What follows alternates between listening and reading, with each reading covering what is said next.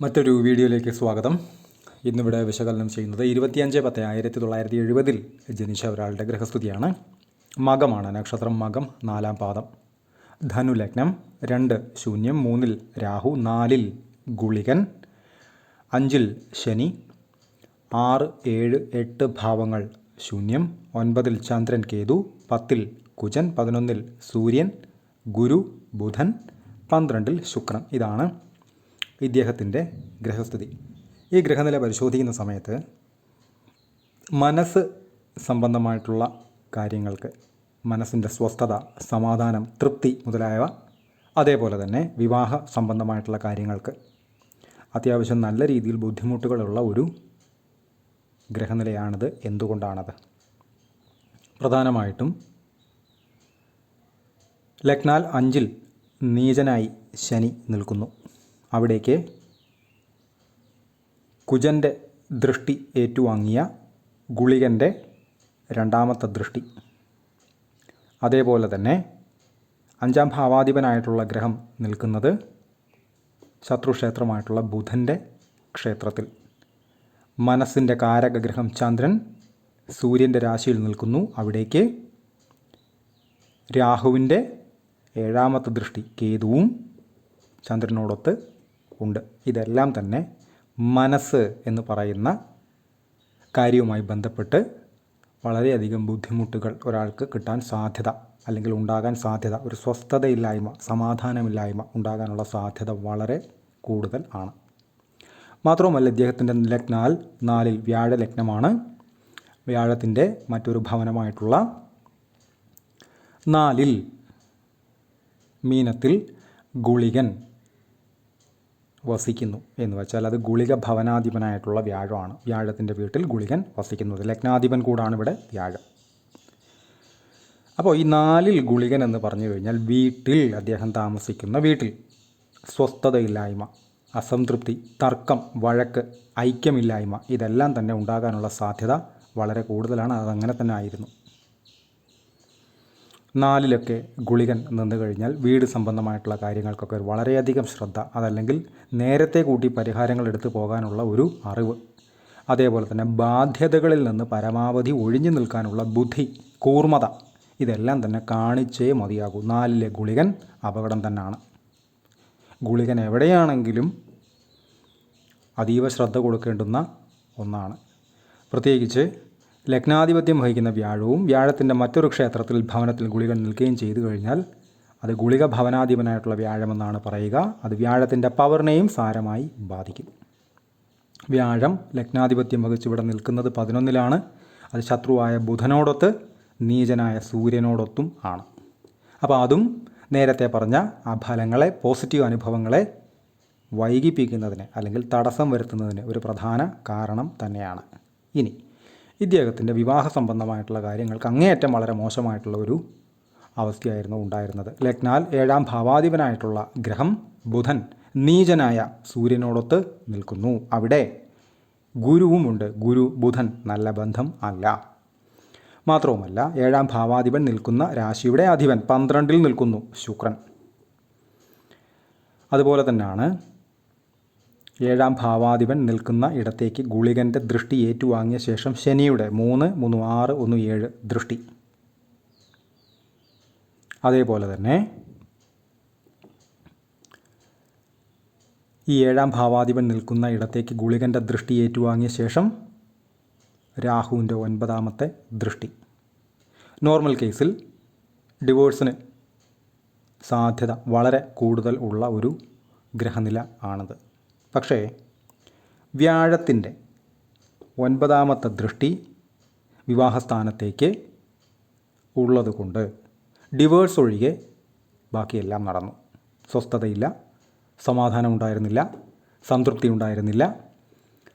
അതേപോലെ തന്നെ മനസ്സ് അങ്ങേയറ്റം ആ വിവാഹ ജീവിതത്തിലുടനീളം നിലനിന്ന കാലത്തോളവും മനസ്സ് അസ്വസ്ഥത പ്രകടിപ്പിച്ചുകൊണ്ടേയിരുന്നു. തുടർച്ചയായി വർഷങ്ങൾ വിവാഹ സംബന്ധമായിട്ട് വളരെയധികം ബുദ്ധിമുട്ടുകളുള്ള ഒരു ഗ്രഹസ്ഥിതിയാണിത്. അവനവൻ്റെ ഗ്രഹനിലകൾ സ്വന്തമായിട്ട് നോക്കാവുന്നതുമാണ്. അത്യാവശ്യമൊക്കെ ജ്യോതിഷം അറിയുന്ന ധാരാളം ആളുകൾ എന്നെ വിളിക്കാറുണ്ട്.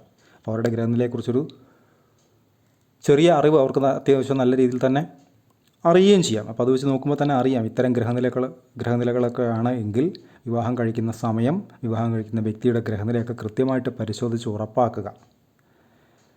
ഇത് വളരെ പ്രശ്നാധിഷ്ഠിതമായിട്ടുള്ള ഒരു 7ാം ഭാവാധിപൻ്റെ അവസ്ഥ വിവാഹ സംബന്ധമായിട്ടുള്ള കാര്യങ്ങൾക്ക് വളരെ ബുദ്ധിമുട്ടുകളുള്ള ഒരു ഗ്രഹനിലയാണ്. 7ാം ഭാവാധിപൻ ഉചിതമല്ലാത്ത ഗ്രഹത്തോടൊപ്പം വ്യാഴത്തോടൊപ്പം നിൽക്കുന്നു. അതിനോടൊപ്പം നീചനായിട്ടൊരു ഗ്രഹം വരുന്നു. അവിടേക്ക് സൂര്യൻ നിൽക്കുന്ന ഇടത്തേക്ക് ഗുളികൻ്റെ ദൃഷ്ടി ഏറ്റുവാങ്ങിയ ശേഷം ശനിയുടെ മാരകമായ ദൃഷ്ടി വരുന്നുണ്ട്.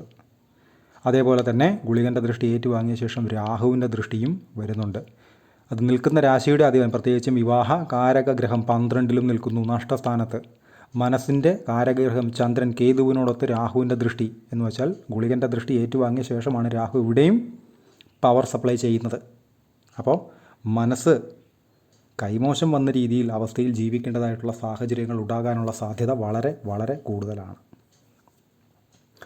കൃത്യമായിട്ട് മുൻകൂട്ടി തന്നെ നേരത്തെ കൂട്ടി തന്നെ പരിഹാരങ്ങൾ എടുത്തു പോകേണ്ടുന്ന പാറ്റേണിൽ വരുന്ന ഒരു ഗ്രഹനില തന്നെയാണിത് എന്ന് തിരിച്ചറിയുക. അതുപോലെ തന്നെയാണ് ഈ 4ലൊക്കെ ഗുളികൻ നിൽക്കുകയും അതിൻ്റെ ഇടം വലം ശനിയും രാഹുവും ഒക്കെ നിന്ന് കഴിഞ്ഞാൽ ഈ ശനിയെയും അത് മോശമാക്കും, രാഹുവിനെ കൂടുതൽ മോശമാക്കും. ഉപരി ഈ ശനി കൊടുക്കുന്ന 3, 7, 10 ദൃഷ്ടികൾ, അതേപോലെ തന്നെ രാഹു കൊടുക്കുന്ന 6, 7, 9, 12 ദൃഷ്ടികൾ അതിനെയും മലിനമാക്കും. എന്ന് വെച്ചാൽ ടോക്സിക് ആക്കി മാറ്റും, വിഷം തന്നെ സപ്ലൈ ചെയ്യും. അതിനനുസരിച്ച് നെഗറ്റീവായിട്ടുള്ള അനുഭവങ്ങൾ ഉണ്ടാവണം. പിന്നെ ഒരു ഓപ്ഷനുണ്ട് എന്ന് വെച്ചാൽ ഇപ്പോൾ ഇത്രയും പ്രോബ്ലംസ് അല്ലെങ്കിൽ പ്രശ്നങ്ങൾ, അസ്വസ്ഥതകൾ ഉണ്ടെങ്കിൽ പോലും ലഗ്നാധിപൻ ശക്തനായിട്ടാണ് നിൽക്കുന്നതെങ്കിൽ, മോശം ദൃഷ്ടിയിലൊന്നുമല്ല നിൽക്കുന്നതെങ്കിൽ ഒരു പരിധി വരെ പിടിച്ചു നിന്ന് പോകാൻ സാധിക്കും. പക്ഷേ ഇവിടെ അത് ഗുളിക ഭവനാധിപനായിട്ടുള്ള ലഗ്നാധിപനാണ്. സാക്ഷാൽ ഭാഗ്യകാരക ഗ്രഹം വ്യാഴം. അത് നീചനായ ഒരു ഗ്രഹത്തോടൊത്താണ് നിൽക്കുന്നത്. അത്ര ബന്ധത്തിലല്ലാത്ത മറ്റൊരു ഗ്രഹത്തോടൊത്താണ് നിൽക്കുന്നത്. അവിടേക്ക് രാഹുവും ശനിയും ഗുളികൻ്റെ ദൃഷ്ടി ഏറ്റുവാങ്ങിയ ശേഷം ഒരേപോലെ മാരകമായിട്ടുള്ള ദൃഷ്ടി കൊടുക്കുകയും ചെയ്യുന്നു. അപ്പോൾ ലഗ്നാധിപൻ ഇവിടെ വീക്കാണ്. അതിനനുസരിച്ച് ആ വ്യക്തി അല്പം നെഗറ്റീവായിട്ടുള്ള സാഹചര്യങ്ങളിലൂടെ സഞ്ചരിക്കേണ്ടതായിട്ട് വരാം, അല്ലെങ്കിൽ വരുമെന്ന കാര്യം ഉറപ്പാണ്. അപ്പോൾ 5ൽ ശനി ഒക്കെ നിൽക്കുന്നത് കൊണ്ടും 5ാം ഭാവാധിപൻ കുജൻ ആയതുകൊണ്ടും അത്രയും മോശമായിട്ടുള്ള അനുഭവങ്ങൾ ഉണ്ടായിട്ട് പോലും ആ വിവാഹ ജീവിതം ഡിവോഴ്സിലേക്ക് പോകാൻ ഈ വ്യക്തി അനുവദിച്ചില്ല. പൊതുവേ ഈ വ്യാഴ ലഗ്നക്കാരെന്ന് പറഞ്ഞാൽ തന്നെ വല്ലാത്തൊരു അഭിമാനം കാത്തു സൂക്ഷിക്കുന്ന ആളുകളായിരിക്കും. അല്പം മുഷിഞ്ഞാലും അല്പം ബുദ്ധിമുട്ടിയാൽ തന്നെ അവർ ആ അഭിമാനത്തെ മാറ്റില്ല. ആ ഒരു ചിന്ത, ആ ഒരു ഉറച്ച മനോഭാവമാണ് ഈ വിവാഹ ജീവിതം നിലനിർത്തി കൊണ്ടുപോകുന്നതിന് പ്രധാന കാരണം ആയിട്ടുള്ളത്.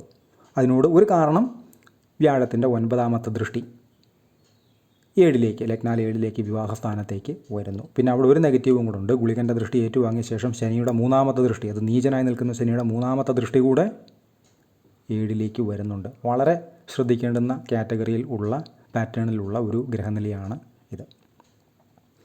വിവാഹകാരകൻ 12ലാണ്. 7ാം ഭാവാധിപൻ നീചനായിട്ടുള്ള ഗ്രഹത്തോടൊത്താണ് നിൽക്കുന്നത്. അവിടേക്ക് രാഹുവും ശനിയും ഗുളികൻ്റെ ദൃഷ്ടി ഏറ്റുവാങ്ങിയ ശേഷം ദൃഷ്ടി ചെയ്യുന്നു എന്നൊക്കെ പറയുമ്പോൾ വിവാഹസ്ഥാനത്തേക്ക് നീചനായി നിന്നുകൊണ്ട് ഗുളികൻ്റെ ദൃഷ്ടി ഏറ്റുവാങ്ങിയ ശനിയുടെ 3ാമത്തെ ദൃഷ്ടി വരുന്നു എന്ന് പറയുമ്പം അതിൽ കൂടുതലൊക്കെ ഉള്ള ഒരു ഹെവി ആയിട്ടുള്ള നെഗറ്റീവ് ഒരു പക്ഷേ ഒരർത്ഥത്തിൽ ഇല്ല എന്ന് തന്നെ പറയേണ്ടി വരും.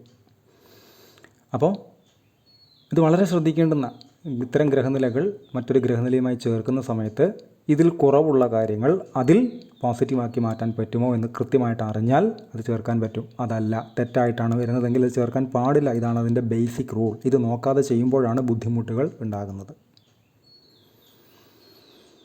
ഇദ്ദേഹത്തിൻ്റെ ദശകൾ എടുത്തു കഴിഞ്ഞാൽ മകമാണ് നക്ഷത്രം, കേതു ദശയിൽ ജനിച്ചു. 971 വരെ കേതു, അതിനുശേഷം 20 കൊല്ലം ശുക്രൻ, അതിനുശേഷം 6 കൊല്ലം സൂര്യൻ 97 വരെ, ശേഷം 10 കൊല്ലം ചന്ദ്രൻ 2007 വരെ, അതിനുശേഷം കുജൻ 2014 വരെ, ശേഷം രാഹു 2032 വരെ. ഇപ്പോഴത്തെ ദശയുടെ അധിപൻ രാഹു തന്നെയാണ് ഭരിക്കുന്നത്.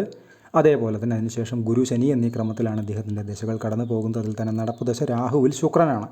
എന്ന് വെച്ചാൽ ഒരു വിധമുള്ള കഠിന കടലുകളെല്ലാം നീന്തി കയറി കഴിഞ്ഞു. ഇപ്പോൾ വലിയ തെറ്റില്ലാത്ത രീതിയിലാണ് പോയിക്കൊണ്ടിരിക്കുന്നത്. രാഹു ആയതുകൊണ്ട് തന്നെ ചെയ്യുന്ന കാര്യങ്ങളിൽ അബദ്ധങ്ങൾ പണയുന്നില്ല എന്ന് പ്രത്യേകം ഒരു ശ്രദ്ധ കൊടുത്ത് തന്നെ മുന്നോട്ട് പോവുക. അതുപോലെ തന്നെ ലഗ്നാധിപനെ ശക്തനാക്കുന്നതിന് വേണ്ടുന്ന വഴിപാടുകൾ, കൃത്യമായിട്ടുള്ള പരിഹാരങ്ങൾ ചിട്ടം വഴി തന്നെ കൃത്യമായി ചെയ്ത് തന്നെ പോവുക. അതിനനുസരിച്ച് ഗുളികൻ്റെ ദൃഷ്ടി ഏറ്റുവാങ്ങിയ രാഹുവിൻ്റെ ആക്രമണം കുറയുകയും ഗുണം പോസിറ്റീവായിട്ടുള്ള കാര്യങ്ങളുടെ തോത് കൂടുകയും ചെയ്യും. രാഹുവിൽ ശുക്രനാണ് ഇപ്പോൾ നടക്കുന്നത്. 2025 ഡിസംബർ 29 തൊട്ട് 2028 ഡിസംബർ 29 വരെ. അതാണ്ട് പൂർണ്ണമായും 3 കൊല്ലക്കാലം. അപ്പോൾ കഠിന കഷ്ടകാലങ്ങളെല്ലാം നീന്തി കയറിയ ഒരു വ്യക്തിയാണ്. എന്നിരുന്നാൽ തന്നെ രാഹു ആയതുകൊണ്ടും പൊതുവേ 3-ലെ രാഹു വലിയ ശല്യക്കാരനല്ല എന്ന് പറയുമ്പോഴും ഗുളികൻ്റെ ദൃഷ്ടി അവിടെ ഒരു പ്രശ്നം തന്നെയാണ്. അത് ശ്രദ്ധിക്കുക തന്നെ വേണം, കൃത്യമായിട്ട് അതിന് പരിഹാരം കൊടുക്കുക തന്നെ വേണം. രാഹുവിനെ പോസിറ്റീവായിട്ട് ആക്റ്റീവ് ആക്കിയെടുത്താൽ ഇത്രയും നന്മ ചെയ്യുന്ന ഒരു ഛായാഗ്രഹം വേറെ ഇല്ല. അതാണ് രാഹുവിൻ്റെ പ്രത്യേകത. മോശമാണെങ്കിൽ അങ്ങേയറ്റം മോശമാണ്, നല്ലതാണെങ്കിൽ ഏറെ നന്നു. പക്ഷേ അതിനെ ഡീൽ ചെയ്യാൻ അറിയണം, ഡീൽ ചെയ്യാൻ പഠിക്കണം. അത് കൃത്യമായിട്ട് ചെയ്താൽ രാഹു പോസിറ്റീവായി നിൽക്കുക തന്നെ ചെയ്യും. ഏത് മാരക പൊസിഷനിൽ നിന്നാലും അത് രാഹുവിൻ്റെ മാത്രം ഒരു പ്രത്യേകത തന്നെയാണ്. പെയ്ഡ് കൺസൾട്ടേഷൻ ആവശ്യമുള്ള ആളുകൾക്ക് ഈ നമ്പറിൽ കോൺടാക്റ്റ് ചെയ്യാവുന്നതാണ്. കോൺടാക്ട് ഡീറ്റെയിൽസ് ഡിസ്ക്രിപ്ഷനിൽ കൊടുത്തിട്ടുണ്ട്. ഇത്തരം വീഡിയോസ് ഇനിയും തുടരും. നന്ദി.